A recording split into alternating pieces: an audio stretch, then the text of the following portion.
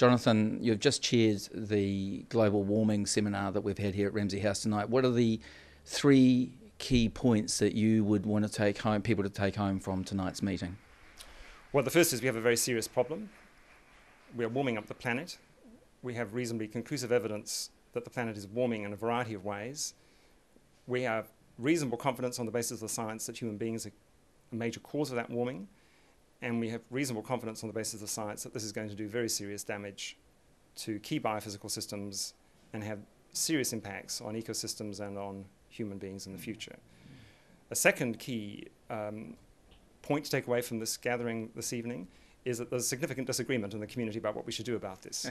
And clearly, in the view of Don Nicholson, President of Federated Farmers, there isn't an acceptance that we have such a serious problem, and there isn't an acknowledgement that the agricultural community should act vigorously to address this problem, or take on some of the burdens that the international community needs it to take on in order to address the problem. And the third would be that despite that, I remain hopeful, as I think many other people in the group do, that we have the means to solve the problem, but we need more political will to use those means. And what would you see as someone from, you're from the Institute of Public Policy Studies at Victoria University, what would you see as perhaps a top priority for a way forward at a public policy level? I don't think there's one single thing we should be doing. We need to do multiple things simultaneously, but we need to have a price on carbon so that people's behaviours will be affected by the cost of their activities. But secondly, we need to do lots and lots of other things in a variety of different areas, including greater expenditure on research and development, and various other ways of encouraging people to adopt more low carbon lifestyles. But there's no one magic bullet. And at the moment, the energy sector seems to be targeted by the last government and this in terms of easy fruit, yet agriculture emits roughly 50% of our CO2 and so on. It seems a thorny issue. Do you see a way through for the farming sector to carry the load and yet still remain profitable? Well, I think agriculture is going to have to change the mix of what it does and how it does it.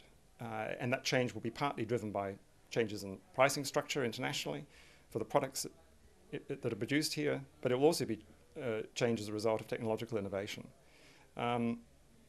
There's no simple solution to some of these problems, obviously, in terms of methane in particular. But unless we ensure that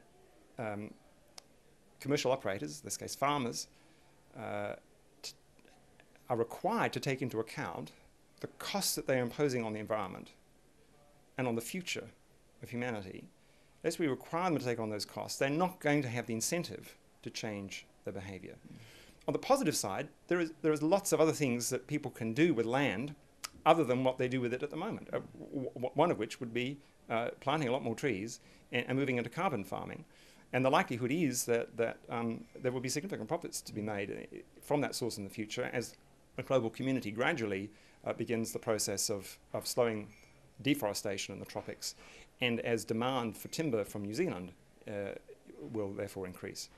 And yet government regulation and private enterprise doesn't seem to sit easily. If you take Infratil, for instance, a infrastructure and transport investment company in New Zealand, one of our major flagship companies in New Zealand, they're struggling in the transport sector, for instance, to make their bus fleet profitable.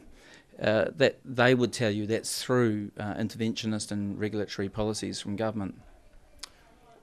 Well, I would simply say I think we have the whole approach to transport economics and policy wrong in this country, and I think we should be investing vastly more in our public transport systems and improving the quality of those systems. Having said that, our urban form does not lend itself to being able to change our modes of transport rapidly because we have such dispersed, low-density housing in most of our cities. So over time, one of the things we're going to have to do is to increase our urban density and stop the spread of human settlements onto valuable agricultural land and land that can be used for other purposes.